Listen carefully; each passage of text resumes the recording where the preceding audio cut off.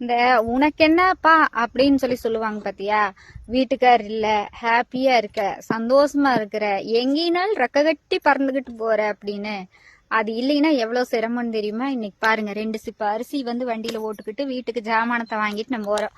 இதே புருஷன் இருந்தா ஏங்க இதை வாங்கிட்டு வாங்க அதை வாங்கிட்டு வாங்கன்னு சொல்லலாம். சரி, நம்மளுக்கு இல்ல, அண்ணன் தம்பி கிட்ட சொல்லன்னு பார்த்தோம்னா அண்ணன் தம்பி பொண்டாட்டிக்கு என்ன பண்ணுவாங்க? அவளுக்கு வேற வேலை இல்ல, நீ போய் அங்கேயே ஊழியம் கட்டிட்டு இரு அப்படிம்பாங்க.